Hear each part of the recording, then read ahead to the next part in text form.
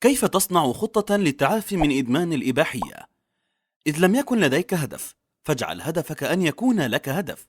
اجعل هدفك الآن أن تتخلص من إدمان الإباحية مستعينا بالله. اجعله على قمة أولوياتك وفي مقدمة اهتماماتك، لأن كل شيء سيصلح في حياتك إن تعافيت منه. ركز جدا على هذا الهدف واعطيه من وقتك وتفكيرك وتخطيطك. الخطة تتكون من 3 أجزاء. أحضر ورقة وقسم الورقة إلى 3 أعمدة. العمود الأول عنوانه المشاكل، العمود الثاني عنوانه العلامات التحذيرية، وهي التي تنذر بأن قدرتك على السيطرة على نفسك في خطر. العمود الثالث عنوانه المكافآت الإيجابية، وهي التي ستحفزك وستدفعك للبقاء بعيدا عن المشاهد الإباحية والامتناع عن نشاطك السيء والاستمرار في التعافي. المشاكل: عليك أن تحدد لنفسك ما السلوكيات التي تحاول وقفها. هذا سيوفر لك معرفة نقطة الانطلاق التي يمكنك من خلالها الحكم على التقدم الذي ستحرزه. ستكتب تحتها مثلا ممارسة العادة السرية ومشاهدة الإباحية. العلامات التحذيرية: ببساطة انظر إلى الوراء في ماضيك بدافع الخبرات، وحاول التعرف على السلوكيات التي يمكن أن تكون بداية الخطر، والتي لو لم تتداركها فسوف تفضي بك في النهاية إلى عدم السيطرة على نفسك والوقوع مجددا. ستكتب تحتها مثلا: 1. الذهاب إلى الكمبيوتر عندما أكون وحيدا.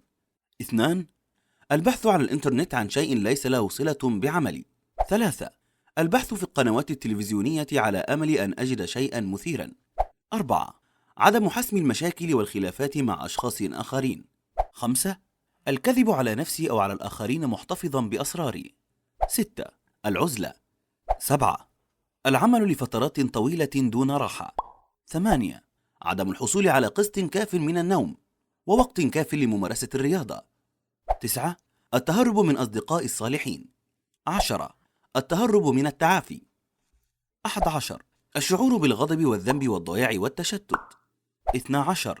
التخيلات الجنسية المكثفة. 13. النظر إلى النساء بتعمد. 14. التفكير في علاقات محرمة قديمة. المكافآت الإيجابية: هذا هو الجزء الأكثر أهمية. لماذا تريد وقف إدمانك للإباحية؟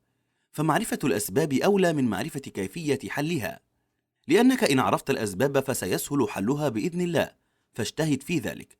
اكتب مثلا: 1. العودة إلى الله. 2. قضاء أكثر الأوقات مع أفراد أسرتي وأصدقائي الجيدين. 3. العودة إلى ممارسة الهوايات والأنشطة الإبداعية التي تجلب المتعة الحقيقية. 4. إعادة اكتشاف الرومانسية مع زوجتي حبيبتي أم أولادي. وإن كنت غير متزوج سعيت بكل جهدي ورسمت خطة لكي أتزوج، فأنا على يقين أنني إن اتقيت الله سيعينني الله ولو كانت الموارد المتيسرة قليلة. فقد قال رسول الله صلى الله عليه وسلم: 3 كلهم حق على الله عونهم، وذكر منهم الناكح يريد العفاف. 5. أخذ بعض الدروس المتاحة لإكمال دراستي أو ترقية شهادتي ودرجة تعليمي أو اكتساب مهارات جديدة. 6. الشعور بطهارة النفس وراحتها. 7. توفير المزيد من الوقت للاسترخاء والمرح. 8. الذهاب إلى الحدائق أو في رحلات للتنزه. 9. ترك الكذب وهجر القلق والهم والحزن والضيق. 10. الحفاظ على الوعود لعدم الاضطرار إلى الاعتذار عن التأخر. 11. التركيز بشكل أكبر على الاستقرار والتخطيط للاستثمار بدلا من ضياع الأموال والأوقات فيما يضر ويهلك. 12. تحسين الصحة. خد قرارك، مدلنا إيدك، إحنا اللي محتاجين لك.